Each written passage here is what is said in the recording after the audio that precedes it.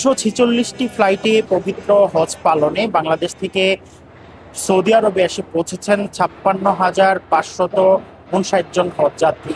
আজকে শুক্রবার, এই শুক্রবার হওয়াতে মদিনার চারপাশ থেকে এখনই দলে দলে মানুষ মসজিদে নববীতে ছুটে আসছেন জুমার নামাজ আদায়ের জন্য। আজকে মসজিদে নববীতে জুমার নামাজ পড়াবেন ডক্টর আব্দুল বারী আস-সুবাইতি। বাংলাদেশ থেকে আগত হজযাত্রীরা মদিনায় যারা অবস্থান করছেন তারা নানা ধরনের নফল ইবাদতে লিপ্ত আছেন।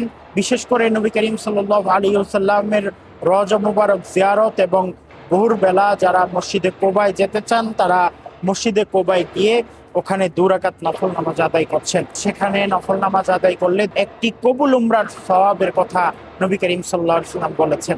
এই জন্য দলে দলে মানুষ মসজিদে কোবার দিকে ছুটে যান। তো এই ছিল আমার কাছে মসজিদে নববীর কাছ থেকে সবশেষ খবর।